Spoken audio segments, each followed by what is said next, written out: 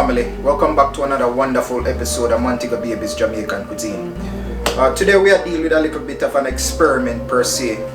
Had an idea the other day about doing some bone marrow. When you do your curry goat and you have your little the little marrow, nice succulent marrow will come out of the bone. And I said, man, I wonder if we can do something special with that and make it the main part of the dish. So what we do, we find some beef soup bone, well not beef soup bone, but some beef bone marrow, and we'll try curry today. I never really done this before, it's my first time doing this, so I'll try do some curry with it today and I'll see how it turn out. I'll do some fried boiled dumpling. Yeah, some fried boiled dumpling. So it's gonna be a little bit of an experiment. I'm glad you guys joining me again. So stay tuned and enjoy this one. Blessed love. Alright, so we have a little layout here, family. We have the beef bone marrow here. We have about 4 pieces ready to go. We have some beef top sirloin. What I do, I make this sit down in some seasoning for a couple days. Little pinch of salt, little black pepper, some garlic powder, and some cayenne. Just sprinkle it on each side, and that's what this is. And we are going to put about 1 teaspoon of curry powder on this here in a minute. We have some green onions here, some regular yellow onions, a little bit of thyme, we have 2 cloves of garlic, and a little bit of ginger. So with the potato we have 2 different sizes. We have half of the potato. This is 1 whole potato. We cut up half small. We are going to put it in the pressure cooker so it can kind of make the gravy when it pressure out. And the other half we are going to do when we are finished. We are do the finishing touches, so we have something we can chew on. You understand? So this is kind of the little layout here. Everything kind of set. What we are going to do, we are going to go and put a little bit of curry powder on this thing right now. Let me see, about a teaspoon right here. Kind of spread that over. That's really just for the meat itself. But we'll burn the curry when we get ready to put everything in the pot. You know what I mean? So we'll put probably about another 1.5 teaspoon over on that side when we get the pot going. So it's kind of what it is, family. So let's take it over to the stove and start getting everything in the pot straight. Alright, so we're over to the stove. We have a stove set to medium high. We are going to add a little bit of oil on the bottom of the pot here. You don't really need a whole lot of oil, but a little bit of oil there. And then we are going to do a process called burn the curry. If you guys have been watching my videos, you already know what that is. Basically, you make the curry and release its flavor. So we'll go about at not a full tablespoon, but this amount. We're gonna do a curry here. Go ahead and sprinkle that in.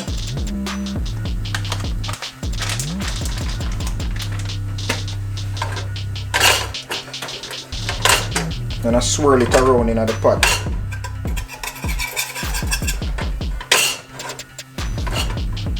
Make that do its sting for about 20-30 seconds.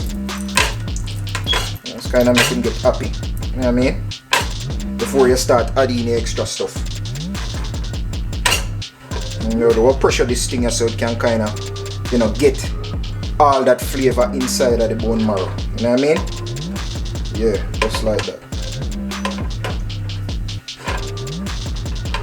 Alright, so what we are going to do, we are going to bring in some of our little ingredients over here. So we are going to get with onion in.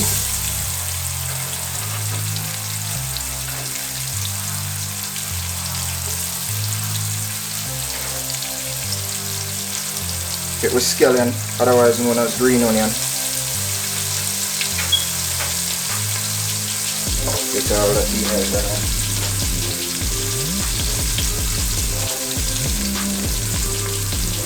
Yeah. Garlic, if you want to cut it up small, you can. I leave mine whole, because I kind of press it so you can release its flavor. So just kind of chew that in.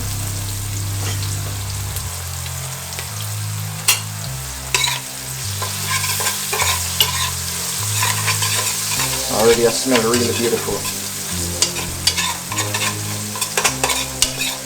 Let that run for a little bit. Yep.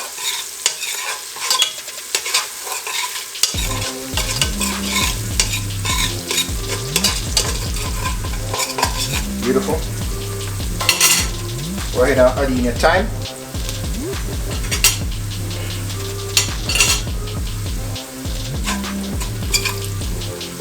All that beautiful flavor get released into the oil. And since we put the curry on the top sirloin beef here, we're gonna put that in now, so you can kind of you know, kind of get the curry ready that's on the piece of meat there as well. Just kind of throw that in. Just kind of get him happy before we put water on him, you know. Love the flavors, smelling good. And once they start pressure, I'll smell up your whole house with beauty, you know what I mean? Or you never know say beauty have a beautiful scent same way. Yeah man, just like that. So I'll do this for probably about a minute. No, not too long. It's kind of enough so the curry can get warm. That's on the meat. And I'll get himself situated.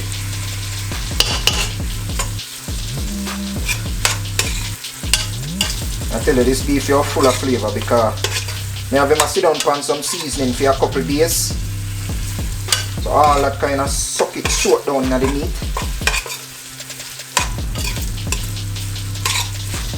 In a Jamaican culture, we don't really do a whole pack curry beef. So it's not really a normal thing we're doing here. At least as far as me know, I never grew up a curry beef, so you know, if other Jamaican families out here, beg to differ by all means. You know what I mean? So yeah, kinda look good, you know. I really want this run too long, like me say. You just get enough time to make all that curry just kinda get touched by the oil.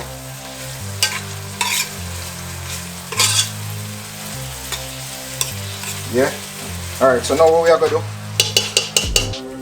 we are going to add in the beef bone.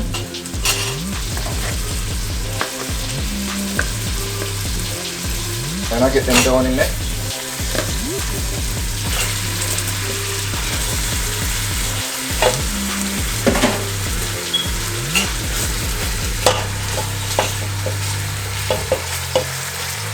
And set them down in the pot.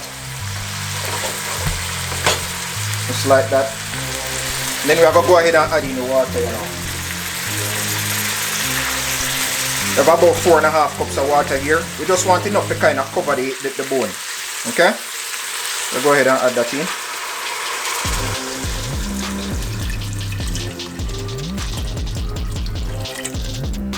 Just like that. Yeah? Yeah, 4.5 cups of water seems good enough for me. Okay. Go ahead and add in a little small pieces of potato and I sprinkle it around.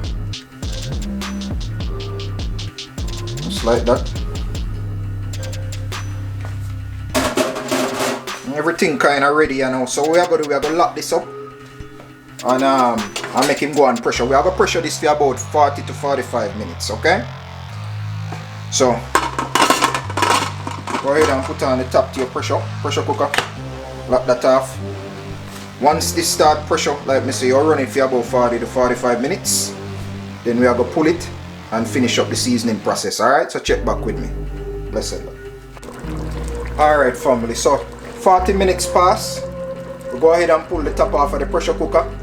And this is what we're looking at right here. The thing looking nice and lovely. Okay. So we are going to now just put in the finishing touches. So we have here, we have a little bit of coconut milk. Probably about, let's say about 3 teaspoons of coconut milk. I'm going to go ahead and add that into your mixture here. Or into your gravy. Right? That's gonna give it a nice creamy flavor. Okay. Go ahead and get that to boil. And then we're just gonna add in the finishing touches to this thing here. Remember the little potatoes that you had? We're gonna go ahead and add those in now.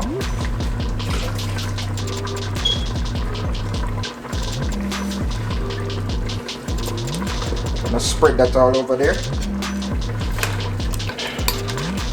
Okay. So when you know your thing finishes when the potato they cook. That is your tail right there. Okay. But basically you're just gonna let this go on boil down until the potatoes are cooked, and then you know you're ready to go. Because the meat already finished cooking and everything. The marrow already softened up in the bone there. So all you do is just make sure so the flavor is right, and make sure so that little last little potato you put in there is cooked. Okay? That's really all we're doing right here. The last little bit. Alright? You're gonna get your little ginger. Little piece of ginger here. Now go ahead and grate some of that in on your curry. You need a whole lot, just enough. Okay? Huh? That kind of helps set your stomach with the curry, you understand? Curry is a very strong ingredient. And you don't really want that to hurt your stomach. Alright. With it as best as you can. Alright. So my stove is still on medium high here while this thing is bubbling. What I'll probably do, I'll get a cover, drop over this thing here, but I want to make sure so the flavor is right, you know? So I'm do right now, I'm kind of taste the sauce and see what I need. You notice at the beginning, I didn't put any type of seasoning in the water itself. All the seasoning was on the meat, because I wanted to make sure it you know, the seasoning wasn't too much. You understand? So what we do, we just leave everything on the meat itself and make that carry over in the gravy. So now that we pull the top, so taste the water here and see where we're at. I'm pretty sure we're gonna need a little bit more, but hey, now's the time. So go ahead and taste. Alright, so what we're gonna do now, I'm gonna add a little bit of salt. I'm gonna add actually a teaspoon, about a teaspoon of salt here. Yep, 1 teaspoon of salt. Put a little onion powder, just a little bit. Put a half a teaspoon of that.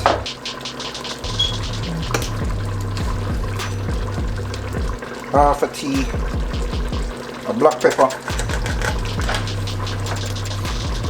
And then if you don't like it spicy, you don't really have to mess with this, but you know, for me, I need a little bit of spice in my life. So what I do is probably put a little, maybe about a quarter tea of the, not even a quarter tea, it look like more like a pinch to me. Look like a pinch of the cayenne pepper here. Really need it. If you want it more spicy and that, by all means you can do your thing, but you know, for me, I just add a little pinch of that cayenne. Okay? Beautiful. Let me taste it here again and let's see how the salt stay. You have to be careful with the salt still, you know why I think too salty. Alright? Taste the salt.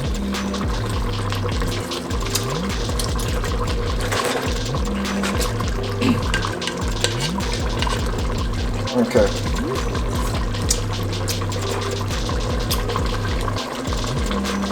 Alright, so I'm probably gonna have a half a teaspoon more salt. Just a half a tea. That's good, yeah? Okay? That's pretty much it. Alright? So we're gonna turn this thing down to medium. We're gonna get it covered. A little pot cover. No, this not good. We get a pot cover real fast.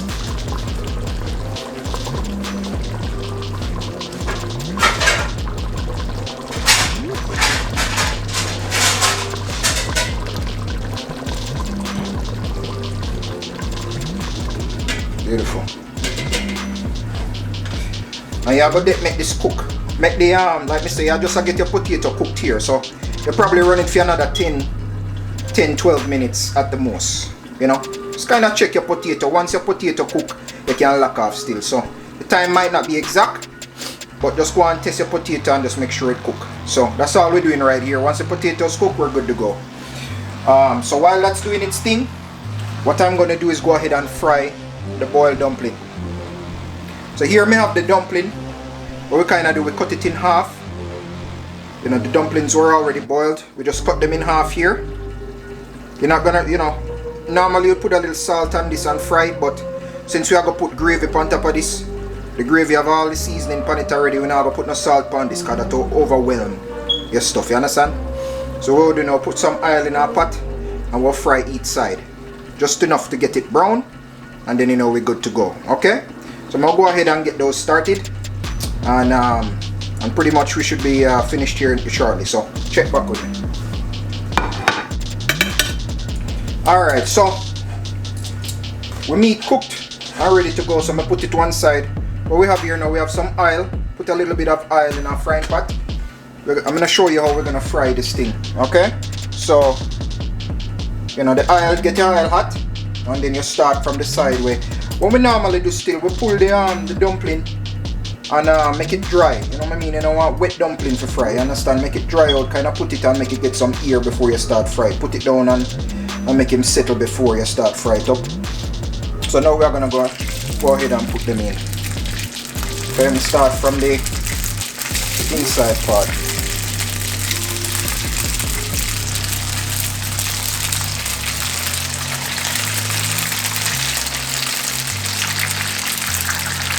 Okay.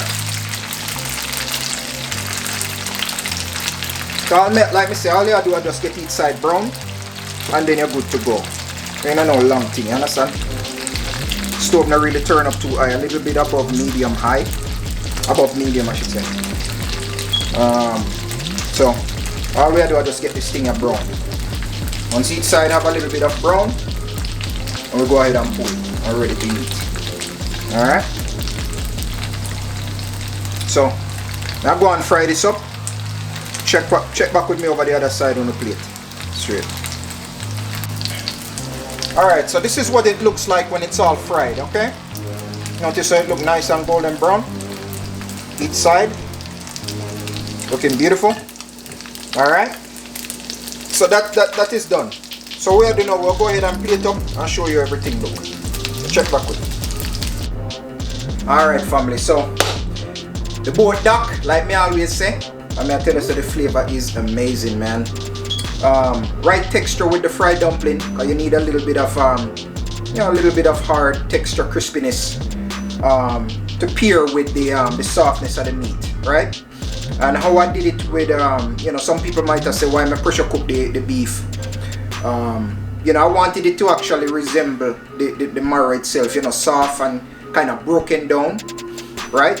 So it's kind of, in a way, adding more meat towards the little bit of marrow you get out of the bone, while still resembling the same, you know, while still having the same appearance basically. So, you know, the flavor is spot on, exactly what I was looking for. So what we are going to do now, we're going in and we are test it and show you how it look when we go in our mouth. You see me? So, you know, check it out.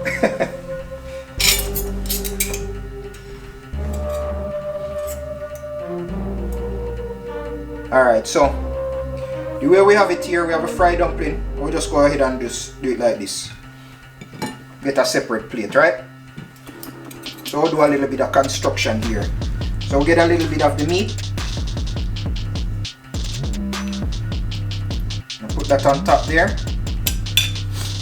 And then we're gonna break down the bone marrow here, okay? They have special spoons for this thing here, but we don't really have them spoon there right now, so we'll do just use a butter knife.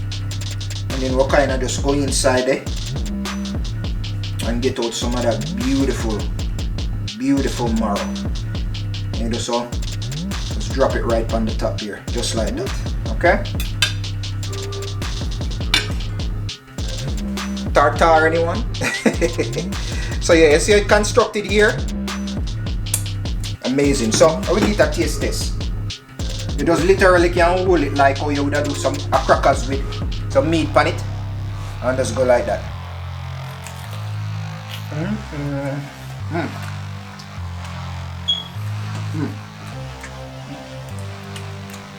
Yo, mad things. Well. Yo, hear me say. Sometimes the people take these little things for granted, but me I tell you, man, spot on exactly what men I look for. So, it was my pleasure to bring another wonderful recipe to you guys. Like me always say, one love, more love, righteousness, Mantica baby, signing out. Until next time, blessed love.